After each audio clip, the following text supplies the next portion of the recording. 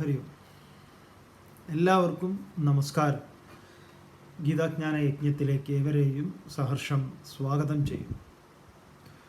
ഭഗവത്ഗീത 15-ാമത്തെ അധ്യായമായിട്ടുള്ള പുരുഷോത്തമ യോഗം ഒരു വലിയ വൃക്ഷത്തെ നമ്മുടെ മുന്നിൽ അവതരിപ്പിച്ചുകൊണ്ട് ഈ തത്വശാസ്ത്രം നമ്മുടെ മുന്നിൽ അനാവരണം ചെയ്യുന്നു വ്യത്യസ്തമായ ഒരു രീതിയിൽ. സാധാരണ വൃക്ഷങ്ങൾ താഴേക്കാണ് അതിൻ്റെ വേരുകൾ, മുകളിലേക്കാണ് അതിൻ്റെ ശിഖരങ്ങൾ. പക്ഷേ ഇവിടെ പറയുന്ന വൃക്ഷം നേരെ തല കീഴായിട്ടാണ്. മുകളിലേക്കാണ് അതിൻ്റെ വേര് പോയിരിക്കുന്നത്, താഴേക്കാണ് അതിൻ്റെ ശാഖകൾ പടർന്ന് വന്നിരിക്കുന്നത്. സത്യത്തിൽ നമ്മളൊരു വൃക്ഷം കാണുന്ന സമയത്ത് വൃക്ഷത്തിൻ്റെ വേരുകൾ നമുക്ക് അങ്ങനെ കാണാൻ പറ്റില്ല. ചിലതൊക്കെ മുകളിലൊക്കെ ഉള്ള ഇത് കാണാം. അതല്ലാതെ എല്ലാ വൃക്ഷങ്ങളുടെയും വേരുകൾ എപ്പോഴും താഴേക്ക്, ഭൂമിക്ക് അടിയിലേക്കാണ് പോയത്. അതിനെ നമുക്ക് കാണാൻ പറ്റാത്തത്, മറിഞ്ഞിരിക്കുന്നു ഭൂമിക്ക്. ബാക്കി എന്തൊക്കെയാണ്? അതിൻ്റെ കൊമ്പുകളും ഇലകളും തടിയും ഒക്കെ നമുക്ക് കാണാനുള്ളതാണ്. ഇവിടെയും എന്തുകൊണ്ട് താഴേക്ക്, മുകളിലേക്ക് വേരുകളും താഴേക്ക് ശിഖരങ്ങളും എന്ന് ചോദിച്ചു കഴിഞ്ഞാൽ ഇവിടെ ഭഗവാൻ പറയുന്നുണ്ട്. ഇതെന്താണ്? സംസാരമാകുന്ന ഈ പ്രപഞ്ചത്തെ തന്നെയാണ്. അപ്പോൾ നമ്മൾ ഈ കാണുന്ന എങ്ങനെയാണോ കൊമ്പും ശിഖരവും ഒക്കെ ഇലകളുമൊക്കെ നമുക്ക് പ്രത്യക്ഷമായിട്ട് കാണാവുന്നത്, അതുപോലെയാണ് ഈ പ്രപഞ്ചത്തിന് ഒരു കാരണമുണ്ട്. അപ്പോൾ ഇവിടെ താഴേക്ക് ഇത് പറയുമ്പോൾ നമ്മുടെ അനുഭവ മണ്ഡലങ്ങളാണ്. അതിനെയാണ് ഇന്നലെ സൂചിപ്പിച്ചതുപോലെ വേദത്തിൽ തന്നെ, വേദത്തെ അവതരിപ്പിക്കുന്ന കൽപ്പം എന്ന് പറയുന്ന കൽപ്പന, അനേന കൽപ്യതേ ഇതി ഇതിനാൽ കൽപ്പിക്കപ്പെടുന്നു. അപ്പോൾ ഇങ്ങനെയുള്ള അനേക കൽപ്പനകളുണ്ട്. അത് നമ്മൾ തിരിച്ചറിയണം. അതിൻ്റെ തത്വങ്ങളൊക്കെ ഇതിൽ വെളിപ്പെടുത്തുന്നുണ്ട്. അപ്പം അങ്ങനെ ഒരു മനോഹരമായിട്ടുള്ള ചിത്രമാണ് നമ്മുടെ മുന്നിൽ. അതിനെയാണ് നമ്മൾ ഈ പവർ പോയിൻറ്റ് പ്രസൻറ്റേഷൻ പറയുന്നത്. അപ്പോൾ നിങ്ങൾക്ക് വീണ്ടും നിങ്ങളെ പവർ പോയിൻറ്റിലേക്ക്, കൃഷ്ണൻ്റെ പവർ പോയിൻറ്റിലേക്ക് സാദരം ക്ഷണിക്കുന്നു. അപ്പോൾ കൃഷ്ണൻ്റെ കമ്പ്യൂട്ടർ ഓണാക്കി, സ്ക്രീൻ ഓണായി. അതാ ഭഗവാൻ ആ ഫയൽ തുറന്നു, 15-ാമത്തെ ഫയൽ തുറന്നു, അധ്യായം പുരുഷോത്തമ യോഗം എന്നുള്ള ഫയൽ തുറന്നപ്പോൾ അവിടെ ഒരു ഇമേജ് ഉണ്ട്. അത് ക്ലിക്ക് ചെയ്തു. അതാ തല കീഴായ ഒരു വൃക്ഷം. എന്നിട്ട് ഭഗവാൻ പറയുകയാണ്, ലേസർ പോയിന്റ് വെച്ച് കാണിക്കുകയാണ്. ഊർധ്വമൂലം അധശാഖ അശ്വത്ഥം പ്രാഹുരവ്യയം ചന്ദാംസി യസ്യ പർണാനി യസ്തം വേദസ വേദവിത്ത്. അപ്പം ഇതിൻ്റെ മൂലം എന്ന് പറയുന്നത്, ഇതിൻ്റെ വേരുകളൊക്കെ മുകളിലേക്കാണ്. അധശാഖം, ഇതിൻ്റെ ശാഖകൾ താഴേക്കാണ്. അവ്യയം അശ്വത്ഥം, ഇത് വ്യയമില്ലാത്ത ഈ അശ്വത്ഥത്തെ ഇതി ആഹു പ്രകാരം പറയുന്നു. യസ്യ ചന്ദാംസി പർണാനി, ഇതിൻ്റെ ഇലകൾ ഛന്ദസ്സുകളാകുന്നു. അപ്പോൾ നമ്മൾ ഇന്നലെ മറ്റൊരു വൃക്ഷത്തെ പരിചയപ്പെട്ടു. അപ്പോൾ ആ വൃക്ഷത്തിൽ പറയുന്ന ഇലകൾ എന്താണ്? പ്രാണനാണ്. അപ്പോൾ ഇവിടെ എന്താ ഇങ്ങനെ പറഞ്ഞതെന്ന് ചോദിച്ചു കഴിഞ്ഞാൽ നിങ്ങൾ അങ്ങനെ ഒരു ശാഠ്യമൊന്നും പിടിക്കരുത്. ഇതെന്താ ഇങ്ങനെ, ഇവിടെ എന്താ ഇങ്ങനെയാണല്ലോ പറഞ്ഞത്, അപ്പോൾ അവിടെ എന്താണ് അങ്ങനെ? നമുക്ക് എങ്ങനെ വേണമെങ്കിലും പറയാം. അതെന്നെയാണ് പറഞ്ഞത്, നിങ്ങൾക്ക് തോന്നിയ പോലെ ഓരോന്നും പറയാം. അങ്ങനെയല്ല. ഇലകളെയും വേരുകളെയും എന്താ പറയുക, അതിലെ ഫലമൂലാദികളെയൊക്കെ ചിലപ്പോൾ അങ്ങോട്ടും ഇങ്ങോട്ടുമൊക്കെ മാറ്റിയിട്ട് പറയും. ശ്രീമദ് ഭാഗവതത്തിൽ അങ്ങനെ പറഞ്ഞു, ഇവിടെ ഇങ്ങനെ പറയുന്നു. ഇത്രയേ ഉള്ളൂ. അറിയേണ്ടത് ഇത് കൽപ്പനയാണ് എന്നുള്ളതാണ്. ഇത്രയും മനസ്സിലാക്കിയാൽ മതി. നമ്മൾ ഗുരുവായൂർ എന്ന് എഴുതി വച്ചിരിക്കുന്ന ഒരു 15 കിലോമീറ്റർ 20 കിലോമീറ്ററോ എവിടെ ടേൺ ചെയ്യണം, അല്ലെങ്കിൽ ഇനി എത്ര ഉണ്ട് ഗുരുവായൂർക്ക് ദർശനം നടത്തുന്നത്, ശബരിമല മിക്കവാറും കേരളത്തിലെ ഒരുമാതിരിപ്പെട്ട സ്ഥലങ്ങളിലൊക്കെ നമുക്ക് ശബരിമലയ്ക്കുള്ള സൈൻ ബോർഡുകൾ കാണാം. കാരണം നമ്മുടെ അയൽ സംസ്ഥാനങ്ങളിൽ നിന്ന് വരുന്നവരും മറ്റുള്ളവർക്കൊക്കെ ഒരു ശബരിമലയ്ക്ക് പോകുന്നതിന് അവർക്കൊരു ഡയറക്ഷൻ കിട്ടണമല്ലോ. ആ ശബരിമല എന്ന് എഴുതി വെച്ചിരിക്കുന്ന ബോർഡ് അതല്ല ശബരിമല, അല്ല ശബരിമല എന്ന് നമുക്കറിയാം. ശബരിമലയിലേക്ക് പോകേണ്ടത് ഏത് വഴിയാണ്, എത്ര ദൂരം പോകേണ്ടതുണ്ട് എന്നുള്ളതിനെയൊക്കെ നമുക്ക് ബോധിപ്പിച്ചു തരുന്നത് എന്ന് ആണല്ലോ നമ്മൾ മനസ്സിലാക്കുന്നത്. അതുപോലെയാണ് ഇവിടെ ഒരു ശാഠ്യമൊന്നും വേണ്ട. ചിലപ്പോൾ ഇനി നിങ്ങൾ ഇത് കേട്ടിട്ട് അങ്ങനെ ഒരു സംശയം ചോദിക്കേണ്ട, അതെന്തുകൊണ്ടാണ് ഇങ്ങനെ ചെയ്യുന്നത്, അതൊന്നും ഒരു സംശയമല്ല. അപ്പോൾ ശ്രദ്ധിക്കും. അപ്പോൾ യസ്യ പർണാനി, യാതൊന്നിൻ്റെ ഇലകൾ ഛന്ദാംസി ഛന്ദസ്സുകളാകുന്നു. യഹ തം വേദ സഹ വേദവിത്, ആരാണോ ഈ വൃക്ഷത്തെ അറിയുന്നത് അവനാണ് കാര്യങ്ങളെ അറിയുന്നത്, വേദത്തെ അറിയുന്നത്. അവന് ജ്ഞാനപ്രാപ്തി ഉണ്ടാകുന്നവൻ അവനാണ് എന്ന് പറയും. അപ്പോൾ ഈ വൃക്ഷത്തെ അറിയേണ്ടതുണ്ട്. തുടർന്ന് ഈ വൃക്ഷത്തിൻ്റെ വിവരണം ഭഗവാൻ തുടരുകയാണ്. ഇവിടെയാണ് അതിൻ്റെ ഭഗവത്ഗീതയുടെ വൃത്തം മാറുന്നത്. തൃഷ്ടുപ്പിലേക്ക് വരുന്നു അതിൻ്റെ വൃത്തം. രണ്ടാമത്തെ ശ്ലോകം. അധശ്ചോർധ്വം പ്രസൃതാസ്തസ്യ ശാഖാഃ ഗുണപ്രവൃദ്ധാ വിഷയപ്രവാലാഃ അധശ്ച മൂലാന്യനുസന്തതാനി കർമാനുബന്ധീനി മനുഷ്യലോകേ. വിസ്തരിച്ചിങ്ങനെ വിവരണം വരിക. അധശ്ച ഊർധ്വം പ്രസൃതാഃ തസ്യ ശാഖാഃ ഗുണപ്രവൃദ്ധാ വിഷയപ്രവാളാഃ. ഗുണപ്രവൃദ്ധാഃ, ഗുണങ്ങളുടെ ആധിക്യം കൊണ്ട്. അപ്പോൾ നമ്മൾ 3 വേരുകളെ കുറിച്ച് പറഞ്ഞു. സത്വം, രജസ്, തമസ്. ആ വേരുകളാണ് ആ വേരുകളിലൂടെയാണ് വെള്ളവും വളവും അതിന് വേണ്ടതൊക്കെ വലിച്ചെടുക്കുന്നത്. അപ്പോൾ ഈ ഗുണങ്ങൾ അതിനെ വലിച്ചെടുക്കുന്നതാണ്. സത്വഗുണം വലിച്ചെടുക്കുന്നത് എന്താണ്, രജോ ഗുണം വലിച്ചെടുക്കുന്നത് എന്താണ്, തമോ ഗുണം വലിച്ചെടുക്കുന്നത് എന്തായിരിക്കും എന്നുള്ളത് നമ്മൾ ഗുണങ്ങളുടെ സ്വഭാവത്തെ പഠിച്ചിട്ടുള്ളത് കൊണ്ട് വിസ്തരിക്കേണ്ടതുണ്ട് എന്ന് തോന്നുന്നില്ല. അങ്ങനെ ഗുണപ്രവൃദ്ധാഹ, സത്വരജ തമോ ഗുണാദികളാൽ പുഷ്ടിപ്പെട്ട വിഷയപ്രവാളാഹ, വിഷയങ്ങളാകുന്ന പ്രവാളങ്ങൾ. പ്രവാളം എന്ന് പറഞ്ഞാൽ തളിരുകൾ. അതിമനോഹരമായിട്ടാണ് ഇവിടെ ഈ വിഷയപ്രവാളാഹ എന്ന് പറഞ്ഞത്. വിഷയങ്ങൾ എന്താണ്? ശബ്ദം, സ്പർശം, രസം, രൂപം, ഗന്ധം. ഇത് നമ്മളിൽ എന്തിടും എന്നറിയോ? തളിരുകൾ ഇടും, തളിരുണ്ടാകും. ഈ തളിര് സൂക്ഷിക്കേണ്ടതല്ലേ? അതെ. നിങ്ങൾക്ക് കാപ്പി കൃഷിയെക്കുറിച്ച് അറിയോ? കാപ്പി കൃഷിയെക്കുറിച്ച്, കാപ്പിയും ചായയുടെയും കാര്യത്തിൽ, ചായയുടേത് തളിരാണ് നമ്മൾ എന്ത് ചെയ്യുന്നത്, എടുക്കുന്നത്. കാപ്പിക്ക് തളിരല്ല, കാപ്പിക്ക് കുരു തന്നെയാണ്. പക്ഷെ കാപ്പിക്ക് നമ്മൾ ചെയ്യേണ്ടുന്ന ഒരു പ്രധാനപ്പെട്ടൊരു കാര്യമുണ്ട്. തളിരുകളെ കാപ്പിയിൽ, ആ കാപ്പിയുടെ, അത് ശരിക്കും പറഞ്ഞാൽ ഒരു മരമൊക്കെ ആയിട്ട് അത് വളരും. അതിനെ അങ്ങനെ അങ്ങോട്ട് അനുവദിക്കാത്തത് കൊണ്ടാണ്. അത് നമ്മുടെ ഒരു ഹൈറ്റിലൊക്കെ ഒരു പന്തൽ പോലെ നിൽക്കും. താഴേന്നും അവിടുന്നും ഇവിടുന്നും ഒക്കെ അതിന് തളിരുകൾ വരും.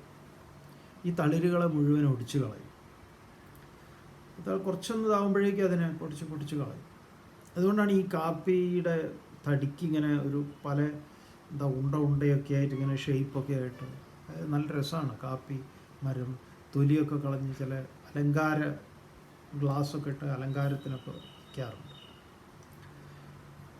അപ്പം ഈ കാപ്പിയുടെ തളിരുകൾ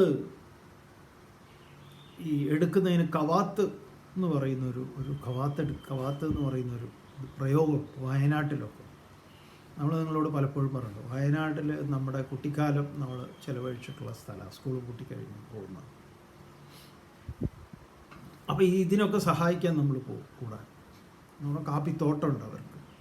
അപ്പോൾ ഈ തോട്ടത്തിൽ കയറിയിട്ട് ഇതെല്ലാം പൊട്ടിച്ച് കളയലാ പെണ്ണ്. അത് നമുക്ക് കാണിച്ചു തരും ഏതാണ്, അല്ലാതെ എല്ലാ കൊമ്പും പൊട്ടിച്ച് കളയല്ല. അപ്പോൾ അതിൻ്റെ ഇത്ര ഹൈറ്റിൽ നിന്ന് താഴേക്ക് വരുന്ന തളിരുകളെല്ലാം നമ്മൾ എന്ത് ചെയ്യണം? കളയണം. അതെന്തിനാണ്? ഈ കാപ്പിക്ക് ഫലം കിട്ടുന്നതിനാണ്. അപ്പോൾ നമ്മൾ ബഡ്ഡിങ്ങിലൊക്കെ നമ്മളത് ഉപയോഗിക്കുമല്ലോ. ഇപ്പോൾ ഒട്ടുമാവ് നമ്മൾ മേടിച്ചു, അപ്പം നാടനായിരിക്കും അതിൻ്റെ അടിഭാഗം, മുകൾ ഭാഗമാണ് മറ്റൊന്നിനെ കൊണ്ടുവന്ന് നമ്മൾ ഇത് ചെയ്യുന്നത്, ബഡ് ചെയ്യുന്നത്, ഗ്രാഫ്റ്റ് ചെയ്യുന്നത്. അപ്പം ഈ അതിൻ്റെ അടിഭാഗത്തു നിന്ന്, ഏറ്റവും അടിയിൽ നിന്നൊരു ശിഖരമൊക്കെ മുളച്ചു വരികയാണെങ്കിൽ നമ്മളതിനെ അനുവദിച്ചാലോ, നമുക്കറിയില്ല എങ്കിൽ അതിൻ്റെ ഗുണം പോകും. അപ്പോൾ അതിനെ അടിയിൽ നിന്ന് വെച്ച് അതിനെ കട്ട് ചെയ്യണം. ആ തളിരിടുമ്പം തന്നെ അതിനെ കട്ട് ചെയ്യണം. ഈ തളിരുകൾ കട്ട് ചെയ്യൽ നമ്മുടെ ഈ നിങ്ങൾക്ക് നഴ്സറി ആയിട്ട് നിങ്ങൾ കുറച്ച് ഗാർഡനിങ്ങും കാര്യങ്ങളൊക്കെ ചെയ്യുന്നുണ്ടെങ്കിൽ നിങ്ങൾ അത് ചെയ്യുന്നവരാണ് അല്ലേ. ബോഗൻവില്ലയൊക്കെ നന്നായി കട്ട് ചെയ്ത് നിർത്തുക, അങ്ങനെ ഓരോന്നിനെ ഏതൊക്കെ കട്ട് ചെയ്യണം കട്ട് ചെയ്യണ്ട എന്നുള്ളത് നമുക്കറിയാമല്ലോ, അതുമായിട്ട് ബന്ധപ്പെട്ടവർക്കറിയാമല്ലോ. ഇതുപോലെ ഒരു നഴ്സറി വിഭാഗം നമ്മളിലും പ്രവർത്തിക്കണം. പലതും തളിരിടുന്നുണ്ട്. ഈ തളിരിടുന്നതിനെ നിങ്ങൾ കാണാതെ പോയാലുണ്ടല്ലോ, ഇവന്മാരങ്ങോട്ട് കയറി പടർന്ന് പന്തലിച്ച് കഴിഞ്ഞാൽ പിന്നെ ഇത് വെട്ടാൻ കുറച്ച് ബുദ്ധിമുട്ടാണ്. അപ്പോൾ വിഷയങ്ങളാണ് ഇതിലെ പ്രവാളങ്ങൾ. ശബ്ദസ്പർശ രസരൂപഗന്ധാദികൾ.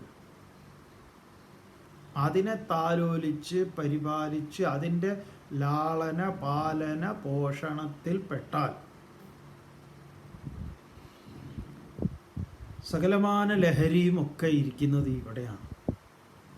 അഡിക്ഷൻ എന്ന് പറയുന്നത് ഇവിടെ നുള്ളണം. നമ്മൾ ജാഗ്രതയോടുകൂടി ഇരിക്കണം.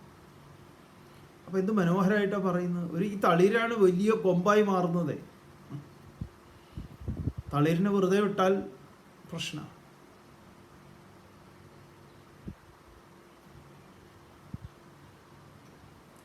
അപ്പം ഗുണപ്രവൃദ്ധാഹ വിഷയപ്രവാളാഹ, വിഷയങ്ങളാകുന്ന തളിരുകളോട് കൂടിയിട്ടുള്ള തസ്യ ശാഖാഹ, അതിൻ്റെ ശാഖകൾ, ഈ വൃക്ഷത്തിൻ്റെ ശാഖകൾ, അധ ഊർധ്വം ച പ്രസൃതാഹ, അത് മുകളിലേക്കും താഴേക്കും. ഊർധ്വം ഗച്ഛന്തി സത്വസ്ഥാഹ, രജോ ഗച്ഛന്തി മധ്യസ്ഥാഹ, തമോ അധോ ഗച്ഛന്തി താമസാഹ. പഠിച്ചതാണ് നമ്മൾ. സത്വഗുണത്തിൻ്റെ കൊമ്പുകളൊക്കെ മുകളിലേക്ക് പോകും, തമോ ഗുണത്തിൻ്റെയൊക്കെ താഴേക്ക് പോകും, രജോ ഗുണത്തിൻ്റെയൊക്കെ ഇങ്ങനെ നടുവിൽ നിൽക്കും. അങ്ങനെ ഈ കൊമ്പുകൾ തസ്യ ശാഖാഹ അധം ഊർധ്വം ച പ്രസൃതാഹ, അതങ്ങനെ മുകളിലേക്കും താഴേക്കും ഒക്കെ വ്യാപിച്ച് പടർന്ന് പന്തലിച്ച് അങ്ങനെ നിൽക്കും. കർമാനുബന്ധീനി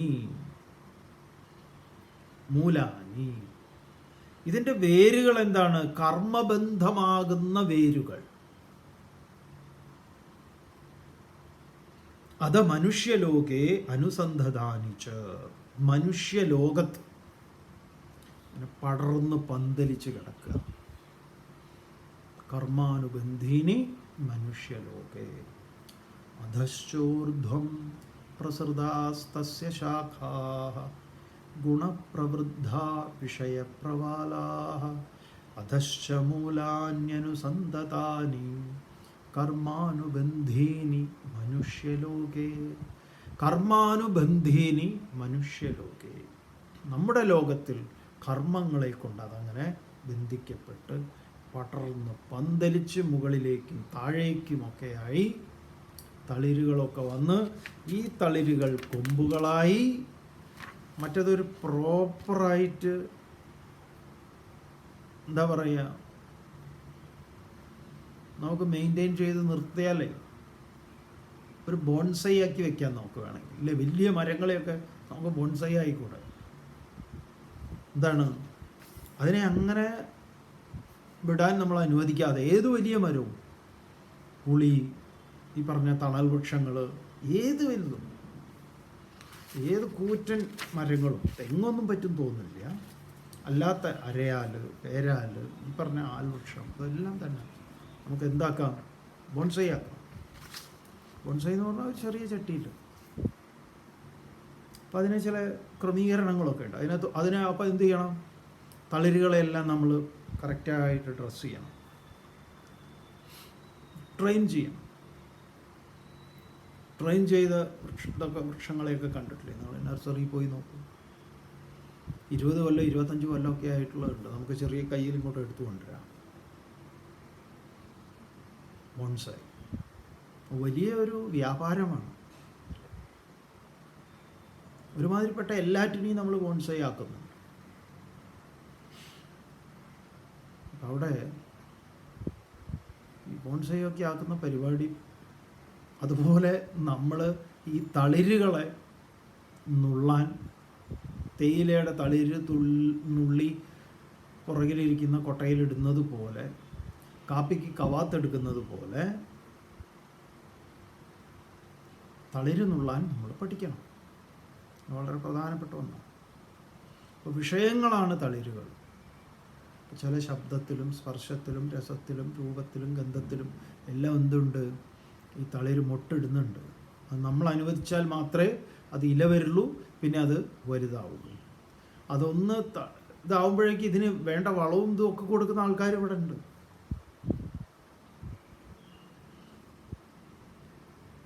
എന്തായാലും ഭഗവാൻ അടുത്ത 2 ശ്ലോകങ്ങളെ കൊണ്ട് അർജുനോട് പറയാ, അർജുന, ഇങ്ങനെയൊരു വൃക്ഷം നിനക്ക് ഇവിടെ എവിടെയും പോയാൽ കാണാൻ പറ്റില്ല. നീ ഇതന്വേഷിച്ച് എവിടെയും പോകണ്ട. ഇവിടെ പറഞ്ഞു. അതുകൊണ്ട് ചിലരൊക്കെ ചോദിക്കുന്നുണ്ട്, ഇത് പേരാലാണോ അരയാലാണോ, ഇത് ഏത് ഗണത്തിലാണ് പെടുന്നത്? ഇതങ്ങനെ ഒരു ഗണത്തിലും പെടില്ല. ഇങ്ങനെ ഒരു വൃക്ഷം ഇല്ല. പറഞ്ഞു എന്നേ ഉള്ളൂ, നമുക്ക് മനസ്സിലാവാൻ വേണ്ടി പറഞ്ഞു. പറയുന്നു, ഭഗവാൻ തന്നെ പറയുന്നു, ന രൂപമസ്യേഹ തഥോ ന ലഭ്യതേ നാന്തോ ന ചാതിർ ന ച സംപ്രതിഷ്ഠ അശ്വത്ഥമേനം സുവിരൂഢമൂലം അസംഗശസ്ത്രേണ ദൃഢേന ചിത്വാ തതഃ പദം തത്പരിമാർഗിതവ്യം യസ്മിൻ ഗദാന നിവർത്തന്തി ഭൂയഃ തമേവ ചാദ്യം പുരുഷം പ്രപദ്യേ യതഃ പ്രവൃത്തി പ്രസൃതാ പുരാണീ. വളരെ പ്രധാനപ്പെട്ട 2 ശ്ലോകങ്ങളാണ് ഭഗവാൻ ഇവിടെ പറയുന്നത്. ന രൂപം അസ്യ ഇഹ തഥാ തതോ ന ഉപലഭ്യതേ, തഥാ ന ഉപലഭ്യതേ, ന അന്തഃ ന ച ആദിഃ ന ച സംപ്രതിഷ്ഠ ഏനം അശ്വത്ഥം അശ്വത്ഥമേനം സുവിരൂഢമൂലം അസംഗശസ്ത്രേണ ദൃഢേന ചിത്വാ തദപദം തത് പരിമാർഗിതവ്യം യസ്മിൻ ഗദ ന നിവർത്തന്തി ഭൂയഃ തം ഏവ ച ആദ്യം പുരുഷം പ്രപദ്യേ യത പ്രവൃത്തി പ്രസൃത പുരാണി. വളരെ വളരെ പ്രധാനപ്പെട്ട 2 ശ്ലോകങ്ങളാണ് ഈ അധ്യായത്തിൽ.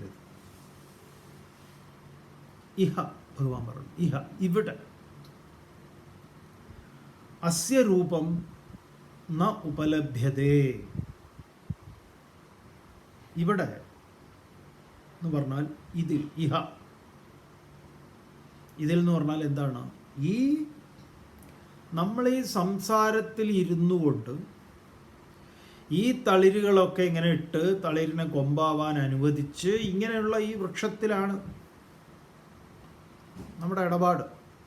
അങ്ങനെ ഇരിക്കുന്ന ഇതിൻ്റെ അസ്യ രൂപം, ഈ വൃക്ഷത്തിൻ്റെ രൂപം ന ഉപലഭ്യതേ, ഇതിനെ കാണാൻ കിട്ടൂല. ഇതിനെ കാണണമെങ്കിൽ എങ്ങനെ കാണണം? ഈ പറഞ്ഞതുപോലെ യസ്യ പശ്യതി സ പശ്യതി, ആര് കാണുന്നു? അവൻ കാണുന്നു. ജ്ഞാനചക്ഷുഷ, ജ്ഞാനമാകുന്ന ചക്ഷുസ് കൊണ്ട്. അല്ലെങ്കിൽ ഇതിനും കാണാൻ പറ്റില്ല. അതുകൊണ്ട് അസ്യ രൂപം ന ഉപലഭ്യത. ഇങ്ങനെ ഒരു വൃക്ഷത്തിൻ്റെ രൂപം നിനക്ക് ഇങ്ങനെ ഒരു തലകീഴായിട്ട് ഏതെങ്കിലും ഒരു വൃക്ഷം എവിടെയെങ്കിലും ഉണ്ടോ എന്ന് ചോദിച്ചാൽ അങ്ങനെ കിട്ടൂല. തഥാ, അതുപോലെ ഇതിന് ആദിഹി ന അന്തഃ, ഇതിന് ആദി എന്ന് പറയാൻ ഇതിൻ്റെ ഒരു ഇന്ന് എത്രാമത്തെ വർഷം, 1947 ഓഗസ്റ്റ് 15 എന്നൊക്കെ പറഞ്ഞതുപോലെ കിട്ടുമോ? ന ആദിഹി, അതുകൊണ്ട് തന്നെ ന അന്തഃ, ഇതിനൊരു അവസാനവും ഇല്ല എന്ന് പറയുന്നു. ന സംപ്രതിഷ്ഠ എന്ന് വെച്ചാൽ ഇതിനൊരു സ്ഥിതിയുമില്ല. വാസ്തവത്തിൽ ഇത് ഇല്ലാത്തതാണ്, പക്ഷെ പറയണം ഇതെങ്ങനെയുള്ളതാണ്. ഇങ്ങനെയൊക്കെ ആണെങ്കിലും സുവിരൂഢമൂലം, ഇതിൻ്റെ വേരുണ്ടല്ലോ രൂഢമൂലമാണ്. നന്നായി ഉറച്ചിരിക്കുന്ന ഏനം അശ്വത്ഥം, ഈ വൃക്ഷത്തെ, ഇല്ലാത്ത വൃക്ഷത്തെയാണ്. വിരൂഢമൂലം ഏനം അശ്വത്ഥം. എന്തു വേണം? ദൃഢേന, നന്നായി ബലപ്പെടുത്തിയിട്ടുള്ള, നല്ല ഉഷാറായിട്ട്, അസംഗശസ്ത്രേണ ചിത്വ, ദൃഢേന ചിത്വ, അസംഗമാകുന്ന ശസ്ത്രം കൊണ്ട് എന്തു വേണം? ഛേദിക്കണം, മുറിക്കണം. അപ്പം ഈ അസംഗമാകുന്ന ശസ്ത്രം, അസ്ത്രം തൊടുത്തു വിടുന്നതാണ്, ശസ്ത്രം കൈകൊണ്ട് പ്രയോഗിക്കേണ്ടതാണ്. അതാണ് അസ്ത്രവും ശസ്ത്രവും തമ്മിലുള്ള വ്യത്യാസം. അപ്പം ഇവിടെ അസംഗശസ്ത്രേണ, സംഘമില്ലായ്മയാകുന്ന, ഡിറ്റാച്ച്മെൻ്റ് ആകുന്ന വാളുകൊണ്ട് ഇതിനെന്ത് വേണം? മുറിക്കണം. അപ്പം അങ്ങനെ ഒരു വാളുണ്ടോ എന്ന് ചോദിച്ചാലില്ല. അതാണ് ഈ കൃപാൺ, സർദാർമാർ കൊണ്ടു നടക്കുന്ന കൃപാണിൻ്റെ താല്പര്യം, അതിൻ്റെ സിംബോളിസം അതാണ്. അവരങ്ങനെ കയ്യിൽ ധരിക്കുന്ന എന്തോ 5 സാധനങ്ങളുണ്ട്. അതിലൊന്ന് കൃപാണമാണ്, പിന്നെ കയ്യിലൊരു വള, പിന്നെ മുടിയിൽ കുത്തുന്ന എന്തോ ഒരു സാധനം, അങ്ങനെ ഒരു 5 എന്തോ ഉണ്ട്.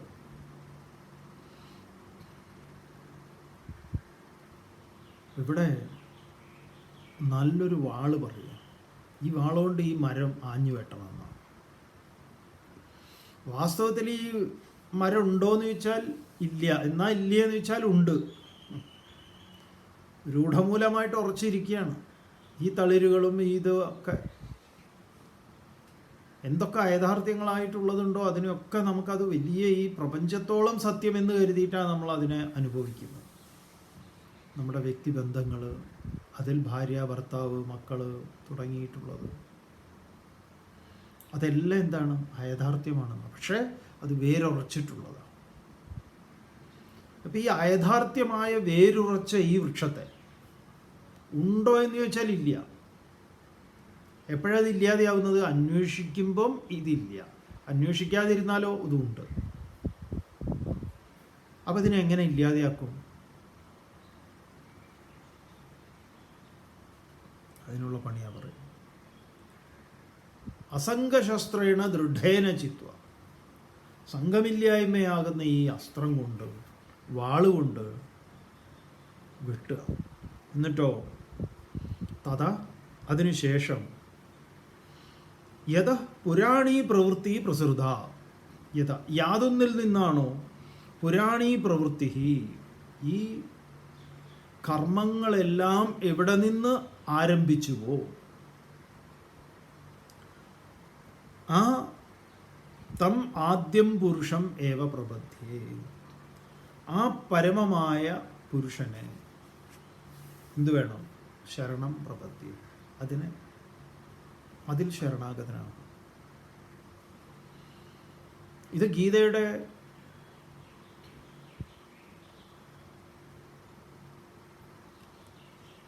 ചരമശ്ലോകം എന്ന് പറയുന്ന ഒരു ശ്ലോകമുണ്ട്. സർവധർമാൻ പരിത്യജ്യ മാം ഏകം ശരണം വ്രജ അഹം ത്വാ സർവപാപേഭ്യോ മോക്ഷയിഷ്യാമി മാ ശുച. ശരിക്കും പറഞ്ഞാൽ അതിനെയാണ് ഇവിടെ വേറൊരു രൂപത്തിൽ പറഞ്ഞതെന്നേ ഉള്ളൂ. ഇവിടെ പറയുമ്പോൾ ഒരു മരമുറിയുടെ ശൈലിയിൽ പറഞ്ഞു. അവിടെ ഒരു സറണ്ടറിങ് ആണ്.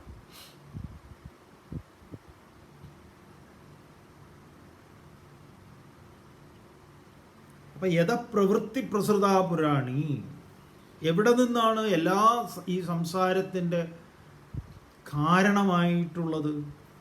ആ ആദ്യം പുരുഷം ഏവ, അതിനെ തന്നെ. അപ്പം സ്വരൂപവും സ്വഭാവവും, ഈ സ്വഭാവം മുഴുവൻ ഇല്ലാതെയാവണമെങ്കിൽ സ്വരൂപത്തെ അറിയുക, സ്വരൂപമേ ഉള്ളൂ എന്നുള്ള അറിവ് നേടുക. മറ്റതെന്താ? ആ യാഥാർത്ഥ്യമാണ്. അപ്പം അതാണ് മായ. ബ്രഹ്മസത്യം ജഗന്മായ. അപ്പം ആദ്യം പുരുഷം ഏവ പ്രബദ്ധ്യേ, അതിൽ ശരണാഗതനാണ്. എന്നിട്ടോ യസ്മിൻ ഗതാ ഭൂയഃ നിവർത്തന്തി, യസ്മിൻ യാതൊന്നിൽ എത്തിക്കഴിഞ്ഞാൽ പിന്നെ വീണ്ടും ഭൂയഃ നിവർത്തന്തി, തിരിച്ചുവരവില്ലാത്തത്, തത്പദം പരിമാർഗിതവ്യം, അതിനെയാണ് അന്വേഷിക്കപ്പെടേണ്ടത്. അപ്പം ഇതിനെ ഈ വൃക്ഷത്തെ നീ എന്തു വേണം? ആഞ്ഞു വെട്ടി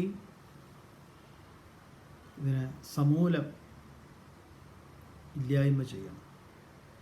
ഈ വൃക്ഷം അയഥാർത്ഥ്യമാണ്. അങ്ങനെ വേറൊരു വാളുകൊണ്ട്, ഇല്ലാത്ത വാളുകൊണ്ട്. പഴയ നന്ദനാരുടെ പുസ്തകത്തിൽ ഉള്ള കവിത ഉണ്ട്, പണ്ട് നമ്മൾ നിങ്ങളോട് ഓർമ്മിപ്പിച്ചിരുന്നു മുമ്പ് പ്രഭാഷണത്തിൽ. അതെല്ലാം ഇങ്ങനത്തെ ഫിലോസഫിയാണ്. അടിച്ചുമാടിയ മണൽപ്പുറത്ത് മുളച്ചു വന്നൊരു കുമ്പളം. അങ്ങനെ കടൽ തീരത്ത് മണലിൽ കുമ്പളം മുളയ്ക്കുമോ എന്ന് ചോദിച്ചാൽ നടക്കൂല.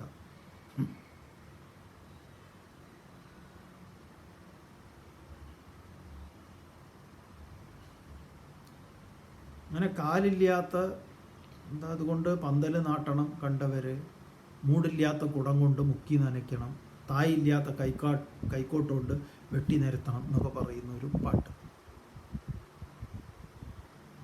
പഴയ ചില ഇത്തരം